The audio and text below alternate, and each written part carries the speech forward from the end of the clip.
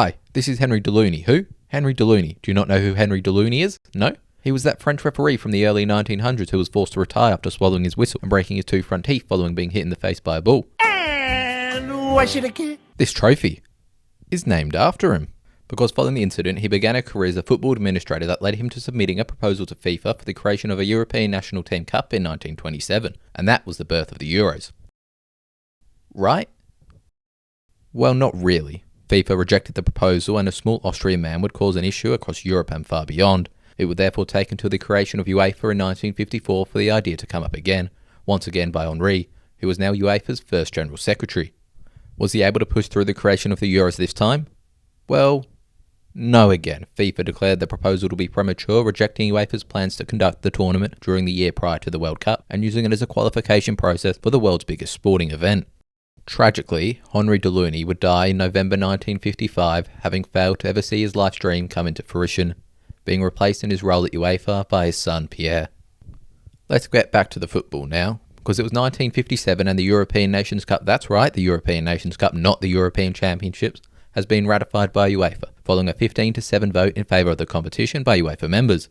Who was against it? Oi, bruv! Yes, of course, just like they had done 2 decades previously with the World Cup and only a couple of years earlier with the European Cup, the English FA believed themselves to be above any foreign idea and instead opted to compete in the 66th annual British Home Championship. How interesting. But it wasn't just them on this occasion, with the likes of West Germany, the Netherlands and Italy all opting out. But with that being said, nations across Europe descended on France in the summer of 1960 with the ambition of being Europe's first champion. So here's the history of the Euros, I guess.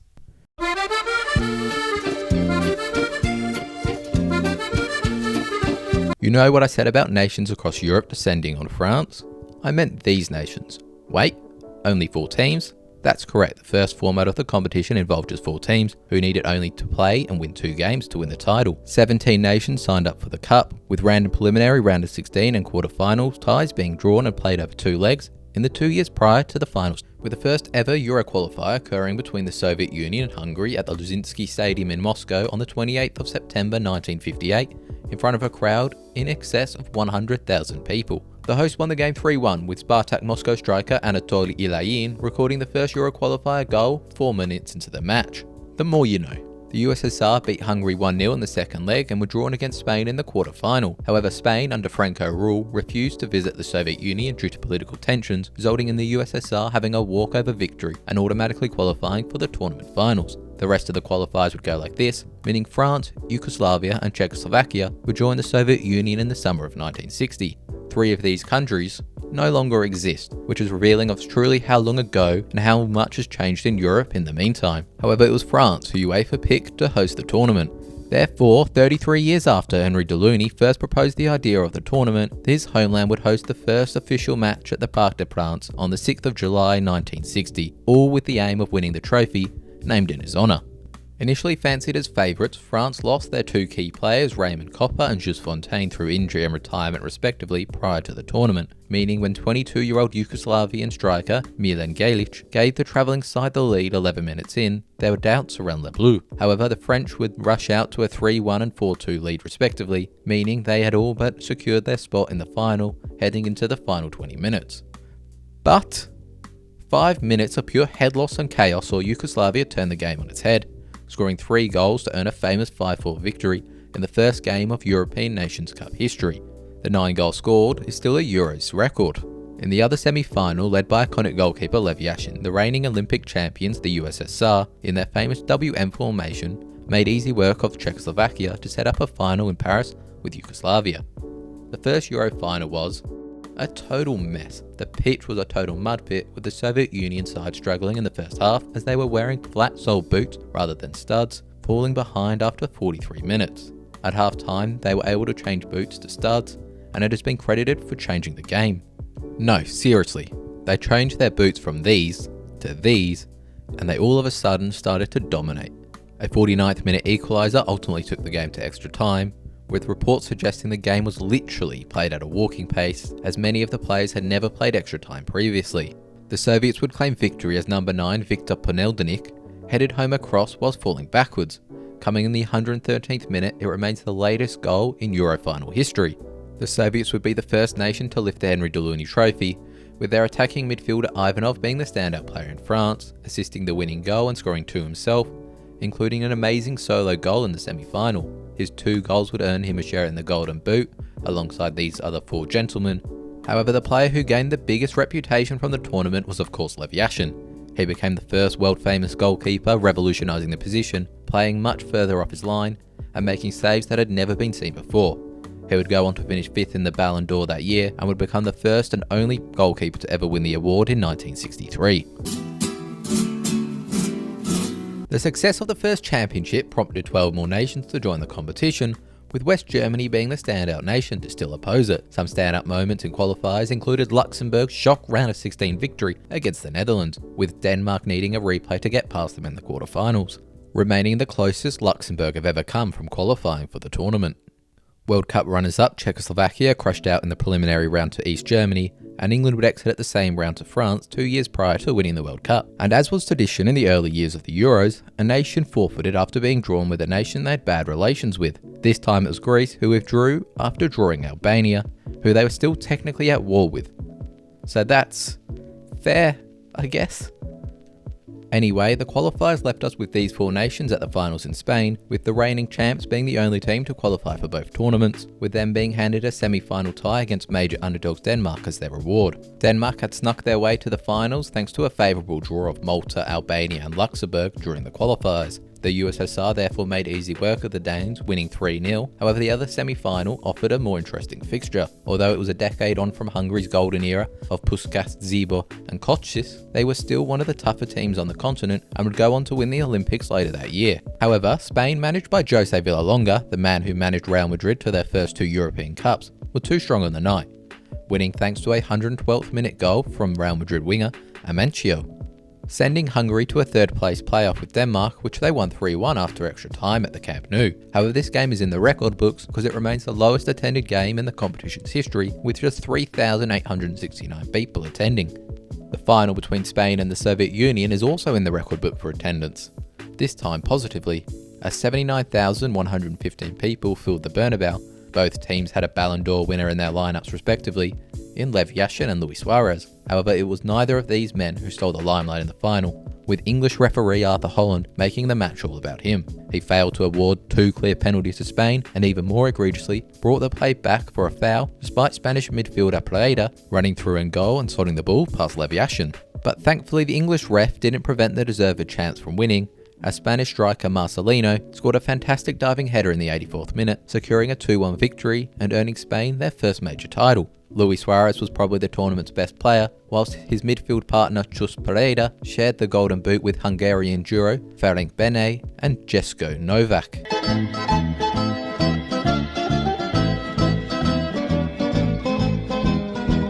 For the first time, changes were made to the competition, which are still in place today. The competition was renamed from the European Nations Cup to the more familiar European Championships, or Euros for short, and for the first time, qualification structure would involve a group phase to help dwindle the now 31 competing European nations. The winners of each group would then consist of playoff against another team who won their group. The standout tie of qualification was in the playoffs between reigning European champion Spain and the reigning world champions England. England would come out on top 1-0 in the first leg at Wembley thanks to a late Bobby Charlton goal, and would qualify for the tournament following 2 second-half goals in the Spanish capital. Hosts Italy qualification also marked their first appearance at the finals, whilst Yugoslavia returned after missing the previous edition. The Soviet Union once again proved their quality and consistency by rounding out an extremely competitive field. Italy's qualification came in the wake of the nation's greatest embarrassment at the 1966 World Cup, where they were knocked out following a shock defeat to North Korea. Yes, that North Korea. The assistant coach of that side, Ferruccio Vaccareggi, took charge of the team following the disaster and had done a solid job to get the team back on track. A typical Italian coach, he was a renowned chain smoker who embodied catenaccio, the physical defensive football Italy became renowned for. However, they were underdogs for the semi-final against the USSR, who had beaten them at the 66 World Cup and knocked them out of Euro 64 during qualifiers. In front of 68,000 people at the Stadio San Paolo in Naples, the game was played in poor conditions, with the match itself not being much better.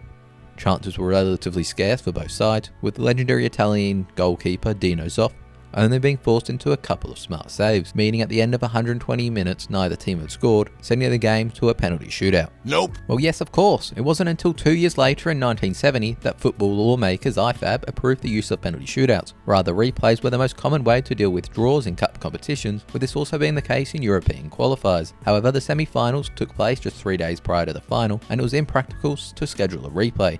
Therefore, UEFA rules determined in the case of a draw following extra time, the place would be decided by a coin toss. A coin toss? Yes, that's right. As soon as the referee blew his whistle at full time, he beckoned the captains into his changing room where he flipped a coin. Italian captain Giacinto Facchetti called tails, with the coin landing on tails, meaning Italy progressed, with the 68,000 confused Italian fans in attendance only finding out their destiny when Facchetti came running out of the tunnel punching the air. Italy would not face England in the final, however, who lost 1-0 to Yugoslavia after midfielder Alan Mullery became the first man to be sent off in European Championship and England national team history, setting up a final between both semis underdogs. The final would follow a similar pattern as the semi for Italy, with them defending most of the game in their box and struggling to assert themselves in the game. They deservedly trailed 1-0 late in the match, when seemingly out of nowhere, an Angelo De Mongini free kick split a weak Yugoslavian wall to level the game. The Italian defence would hold strong to force a draw, with a replay being scheduled on this occasion 2 nights later. Following 2 underwhelming Italian performances, there wasn't much optimism around Italy's chances, with only half the fans turning up for the replay. However, manager Valcareggi made a bold decision which would pay off greatly for the Azzurri, changing 5 of his team in an era where rotation was almost unheard of, let alone for a final. This move would instantly pay off as the Yugoslavia team seemed physically exhausted, with Italy's record goal scorer Riva playing in his first game back from a long-term injury, scoring the opener 12 minutes in. They would ease to a 2-0 victory to earn their first European title and hand Yugoslavia a second final defeat in just the tournament's 3rd edition. The scorer of both their goals throughout the competition, Dragan Zajic, was both the tournament's best player and sole Golden Boot winner.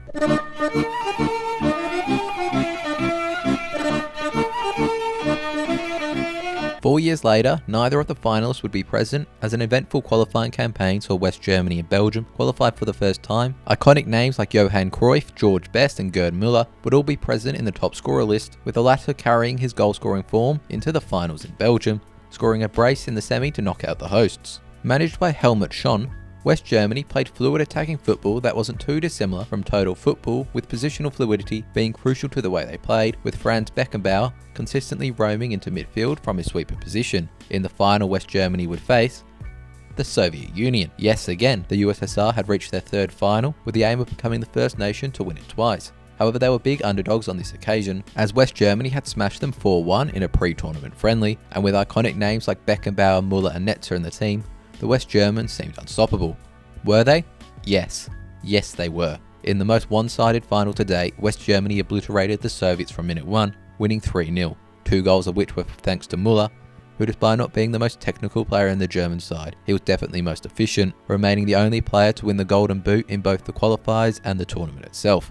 Despite his 4 goals, he was not considered the best player at the tournament, with Borussia Mönchengladbach number 10 Günther Netzer seemingly being universally picked as the tournament's best player.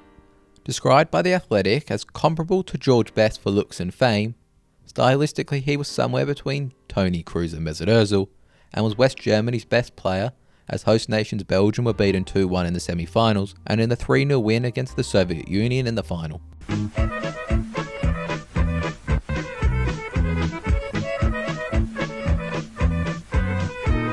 This would be the first championship in which the Soviet Union missed after losing in the playoffs to Czechoslovakia. However, the tournament was all about 2 teams, West Germany and the Netherlands. 2 years on from their magnificent run to the 1974 World Cup final, the total football-playing Netherlands led by Johan Cruyff were out for revenge, and a rematch in the final was all anyone could talk about. All they would need to do was beat Czechoslovakia in the semi-final. They didn't beat Czechoslovakia.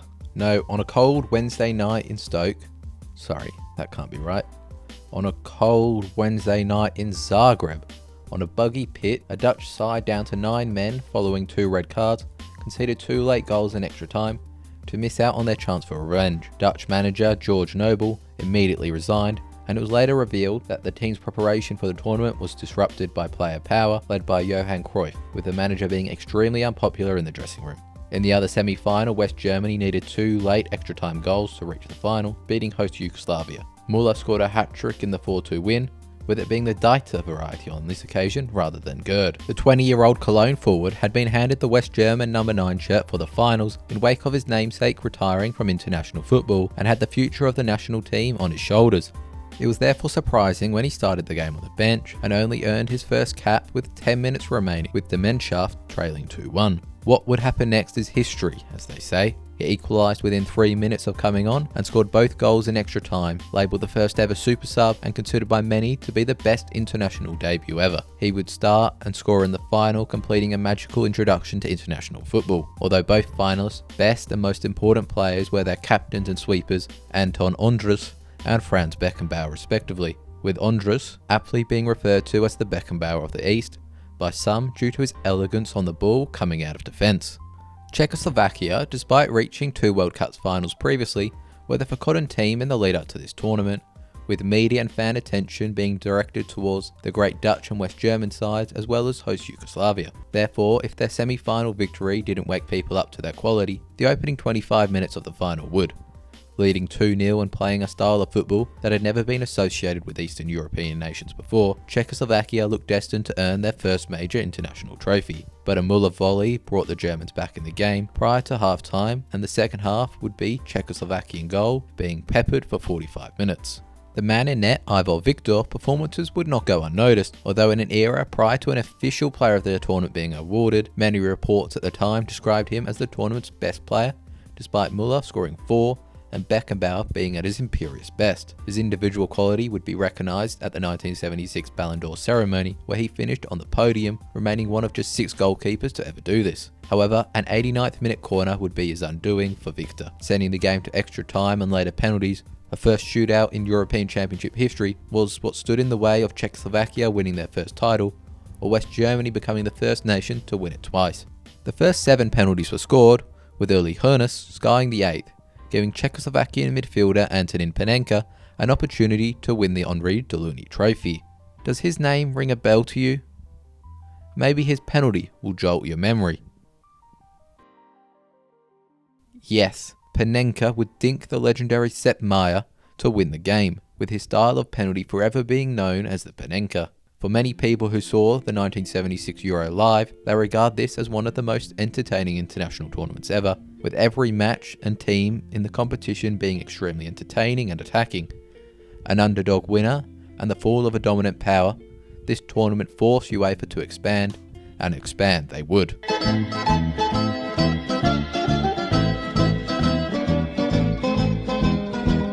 For the first time since the competition's birth, the Euros would be expanded, with 8 nations descending on Italy in the summer of 1980. This was also the first time the host nation was selected prior to qualification, with Italy winning the bid ahead of England, Greece, the Netherlands, Switzerland and West Germany. They also received automatic qualification, meaning there were just 7 places available for UEFA's 31 other nations. These nations would be split into 7 groups, with the winner of each group earning a spot at the finals. Greece overcame early 3-0 and 2-0 defeats to Finland and the Soviet Union to surprisingly top a group where 2 points split, first from last.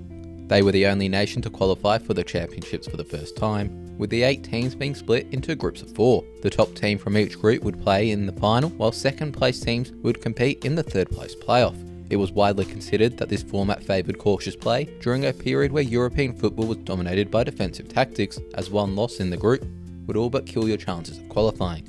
This would see one of the dullest tournaments ever, with the goals dropping from 4.75 goals a game in 1976 to just 1.93, with no subsequent Euros being below 2 goals per game. In 8 of the 12 games, neither team scored twice, with the most memorable moment of the group stage arguably happening at the stands. Following conceding in England's opening game with Belgium, their notorious hooligan fan base kicked off, forcing an Italian riot squad to move in, unleashing tear gas grenades in the crowd in an attempt to contain the chaos. The England fans threw the grenades onto the pitch, affecting the players' vision and causing the game to be temporarily suspended. Following the match, UEFA met to determine England's punishment, with point deductions and even an expulsion from the competition being considered, but they ultimately received a lenient £8,000 fine. Belgium's draw in that match would kickstart their dark horse run to the final, beating Spain and drawing with host Italy to qualify. Managed by Guy Tai, Belgium were more than the sum of their parts, with a few world-class players in Jean-Marie Pfaff, Jean-Carl Mart, and Wilfried Van Moor being the difference makers in the crucial moments. In the final, they would face West Germany, who had got revenge for the '76 final in their opening game by beating Czechoslovakia, and then put 3 past the Netherlands thanks to a Klaus Allof's hat-trick.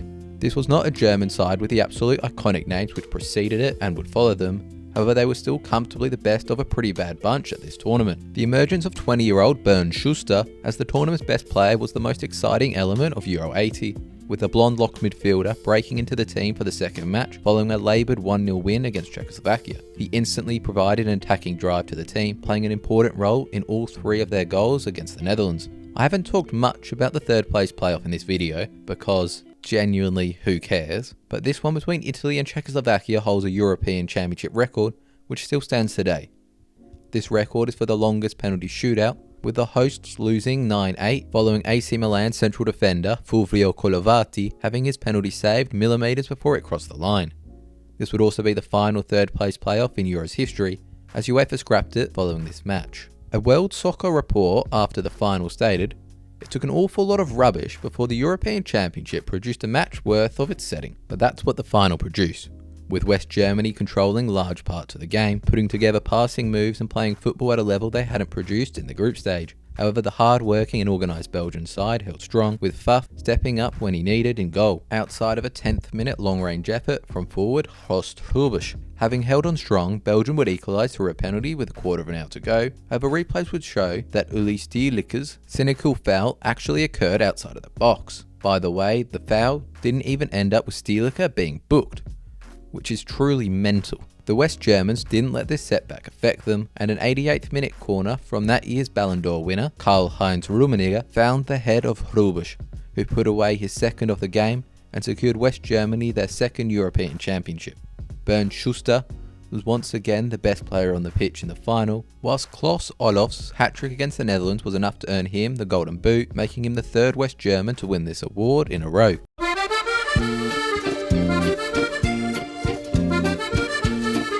4 years on, and the eye of Europe turned to France, who were selected to host the tournament ahead of West Germany, seeing the Euros return to the place it began, with this also being the first time the host qualified for the final since 1960. Alongside them, Portugal and Romania qualified for the first time, with Italy being the standout team in qualifying, but not for good reason.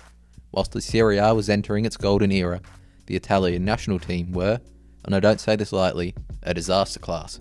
In a group consisting of Romania, Sweden, Czechoslovakia and Cyprus, Italy failed to win any of their opening 7 games of qualifying, having scored only 3 times, 2 of which had been own goals. What was more shocking, this was the same Italian team which, led by Paolo Rossi, had won the World Cup 2 years prior, and could be considered to have the best team on paper in Europe. However, they wouldn't be in France, with the championship once again changing format. Following the disaster of Euro 80, the logical change was made to have the top 2 teams from each group qualify for a semi-final.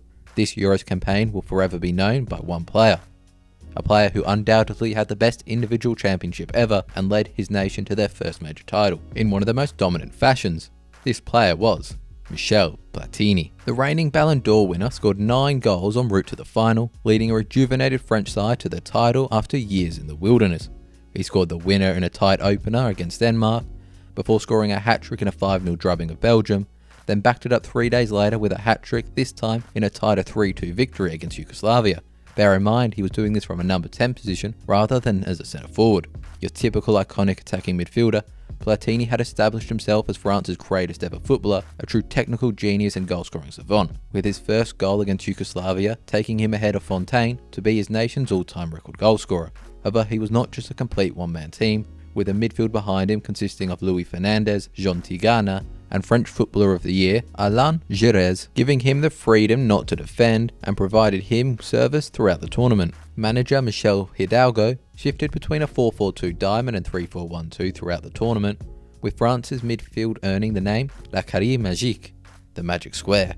In the semi-final, France had their toughest test against tournament debutants Portugal. It was a game in which both teams' goalkeepers pulled off fantastic saves, with France having multiple opportunities to double their lead, following left-back Jean-François Domergue's stunning free kick. However, with a quarter of an hour to go, Portugal equalised through Jordão, sending the game to extra time, where an already entertaining game became iconic.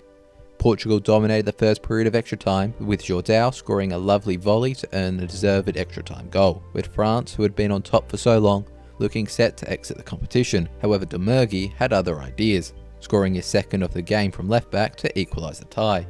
His 2 semi-final goals would be his only ones at international level. The game looked destined for penalties, when seemingly out of nowhere, 3 of Le Carré Magique combined to score a marvellous counter-attacking goal. Fernandes broke out of defence and fed to Ghana, who went on a mazy run which ended with him cutting the ball back for just one man, who was of course Platini, who bulleted his shot past 3 Portuguese defenders and goalkeeper who were all sat on the line, earning France a place in their first major final 24 years on from the bottle in Paris. The final would be a less dramatic affair, as France comfortably beat an uninspiring and overly physical Spain side 2-0, despite being down to 10 men for the final stages of the match. Platini was unsurprisingly the tournament's best player and Golden Boot winner, with teammates Tigana and Giresse both joining him in the team of the tournament.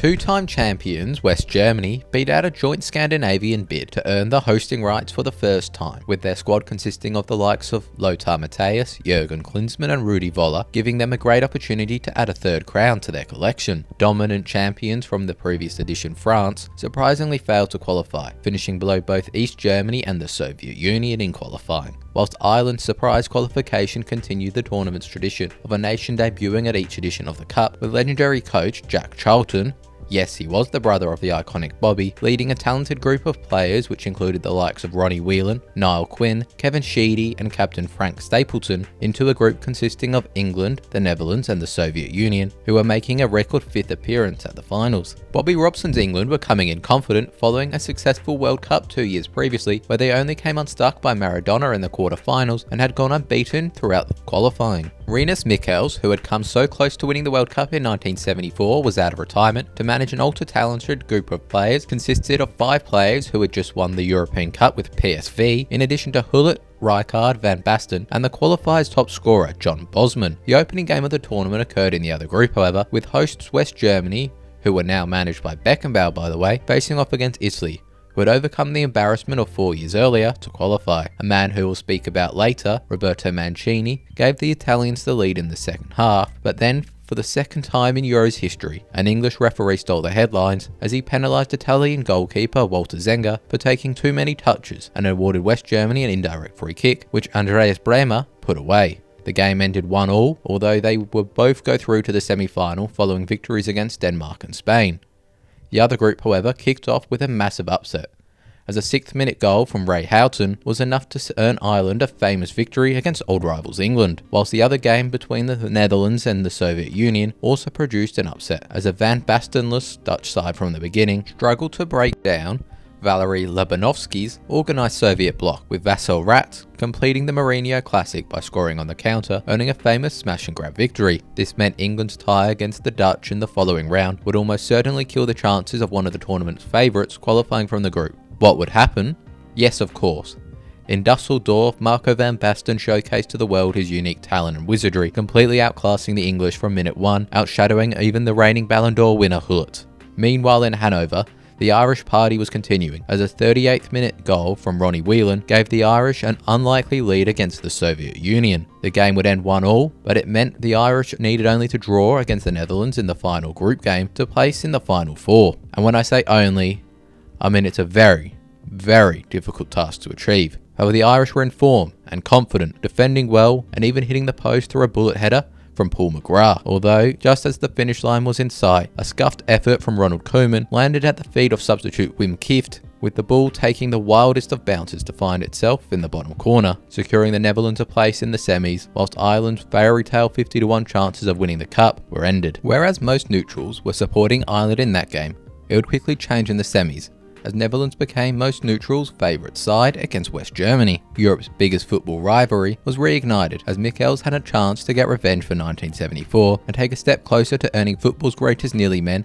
their first major honour. With German resentment for World War II still being very much alive within Dutch culture at the time, this game was more than just about football for them. People saw the match as talent against tenacity, beauty against efficiency, and good against evil. However, as they always seem to do, the West Germans took the lead through a Lothar Matthäus penalty, although the dynamic Dutch side would get back in the game. But it wasn't from any great team play or moment of individual brilliance. Rather, star man Van Basten dived in the penalty box, fooling the Romanian referee, awarding a penalty which Koeman calmly slotted away. Then, with 2 minutes to play, with the game looking destined for extra time, Marco Van Basten got on the end of a lovely through ball to tuck a sliding finish into the bottom corner and earn the Netherlands their most famous victory in the home of their greatest rivals. In the other semi-final, Soviet manager Valery Labanovsky can be credited with earning his nation's famous victory. One of the first proponents of the use of analytics in football, in the lead up to the game, Labanovsky found a weakness in Italy that no other side had tried to exploit. That weakness was being pressed, and his hard-working players committed to his style, startling the Italians,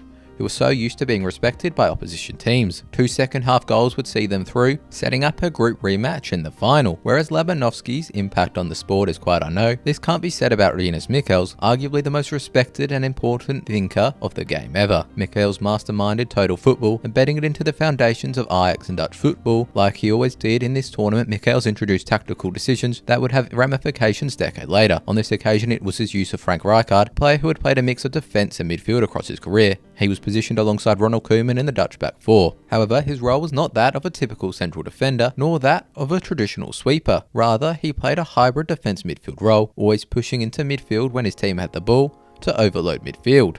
John Stones. As well as this, right back Barry van Aal was a converted midfielder, and Ruud Gullit was operating so successfully in the second striker role behind Van Basten. This combination was in full show in the final, when Van Basten headed the ball across goal for his captain Ruud Gullit to put away, and then in the 54th minute, well, watch and enjoy. Undoubtedly the most iconic goal in Euro history, securing the Netherlands their first major honour in a way fitting only for Europe's great entertainers. Van Basten, the tournament's Golden Boot winner, was undoubtedly the best player at the tournament and would go on to win his first of a record equalling 3 Ballon d'Ors that year, joined on the podium by his AC Milan teammates Ruud Gullit and Frank Rijkaard. I'd really appreciate if you like, subscribe and recommend the channel to your friends if you're enjoying the video.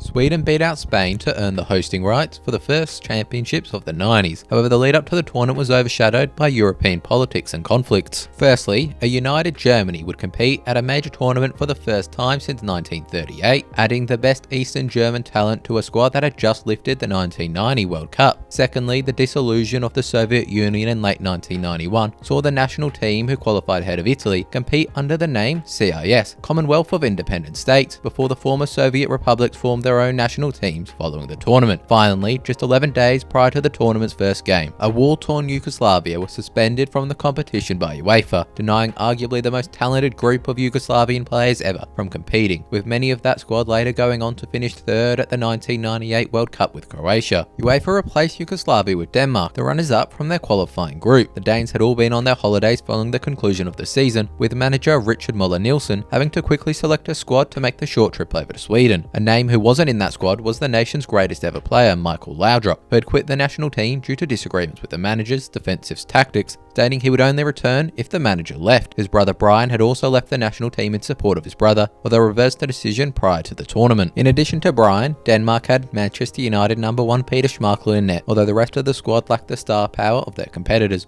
with 12 of their 20-man squad playing domestic football in Denmark. They would be joined in Group A by host Sweden, England and France, now managed by Platini. The French squad consisted of an interesting mix of generations, with there still being 2 members of the Euro 84 winning side, as well as 3 future World Cup winners, in addition to iconic names like Eric Cantona and reigning Ballon d'Or winner Jean-Pierre Papin. And despite not qualifying for the 2 previous tournaments, they were still favourites to top the group, with England off the back of reaching the semi-final at Italia 90, expected to join them in the knockout stage, despite missing Gascoigne through injury. Germany and the CIS would be joined in Group B by the reigning champions, who are once again managed by Rinus Michels, now in his 4th spell at Gaffer, with 11 of his winning side returning to defend their title, in addition to emerging Ajax talents Frank de Boer and Dennis Bergkamp. Rounding out the tournament would be the debutant Scotland, who had topped a tight qualifying group where 2 points separated first from 4th. The tournament opened with Sweden earning a well-earned 1-1 draw against a disappointing France, with England and Denmark playing out a dull 0-0 draw to see each team in the group enter matchday 2 with 1 point on the board. England would double down by once again playing out a 0-0 draw, this time against France, with the highlight of the game being when Basile Bole headbutted Stuart Psycho Pearce. Sweden would earn their first win at the Euros against Denmark in the following game, to surprisingly sit top of the group heading into the final round. Although there was still everything to play for, with each team in the group having an opportunity to qualify. Firstly, Sweden overcame a 4th minute David Platt goal to knock out England, whilst in the other match, Denmark, who had been seen playing mini-golf the night prior, shocked France thanks to a 78th minute winner from substitute Lars Elstrup, earning them a place in the semi-finals alongside Sweden, with Platini being sacked for the failure. The other group would see favourites Germany and the Netherlands progress, although it wasn't easy sailing, as the Netherlands needed a late Bergkamp winner to beat Scotland, whilst Germany required a 90th minute equaliser to get a draw against the CIS in the opening round. In the next round, for the second time in as many Euros, the USSR, now CIS, frustrated the Dutch, earning a 0-0 draw, meaning following the Netherlands' victory over a hapless Germany in the final group game, the CIS would need only to beat a winless Scotland to earn their place in the semi-final once again. However, as you already know, this didn't happen, as Scotland demolished them 3-0 thanks to 3 goals from 3 Mooks: McStay, McClare and McAllister. This meant Germany snuck through to the semi-final, where they comfortably beat the hosts, ending Sweden's magical first European Championship. The Netherlands, now seen as clear favourites for the Cup following their dominant win over Germany, would play against Denmark, who had earned the nickname the Big Mac Gang after journalists found out the team had gone out to eat McDonald's following a training session. However, the Netherlands underestimated Denmark, who opened the scoring through Henrik Larsson. No, not that one, he's Swedish. 26-year-old Lyngby attacking midfielder who had only come into the team for the final group game, to allow Laudrup to play further up the field. Larsson would score a second in the 33rd minute to restore the Danish lead following a Bergkamp equaliser. Denmark held on strong, however a serious knee injury to defender Henrik Andersen with 20 minutes to go shook the Danes, with them finally conceding from a corner with just 4 minutes remaining. A Peter Schmeichel inspired team would take the game to penalties, where 9 out of 10 players scored. The player who missed? You'd never guess it, the star of the previous tournament, Marco van Basten, meaning the Netherlands returned to their position as Europe's nearly men, whilst against all odds Denmark were 90 minutes away from being European champions. Although they were probably the biggest underdogs in any final to date, having had no preparation for the tournament, been seen eating junk food on multiple occasions, having just played 120 minutes and having 1 day less to prepare, disregarding the clear quality gap between them and their opponents. A win seemed neon impossible. However, as you probably know, the Cinderella story would be completed by Denmark, winning 2-0, with the 78th minute sealer being put away by midfielder Kim Vilfort, who had been travelling back and forth from Denmark throughout the tournament to spend time with his terminally ill daughter. Although they were not one of the best or most entertaining teams to win the championship, their story from being called up from the beach to winning it thanks to Vilfort's goal for his daughter makes their victory one of the most memorable and touching ever. Peter Schmeichel was awarded the player of the tournament for his unbelievable performances, especially in the semi-final against the Netherlands, whilst Brian Laudrup was probably a close second, being at the heart of all Denmark's attacking play, despite not scoring himself. The Golden Boot was a 4-way tie between Henrik Larsson, Karl-Heinz Riedel, Dennis Bergkamp and Thomas Brolin.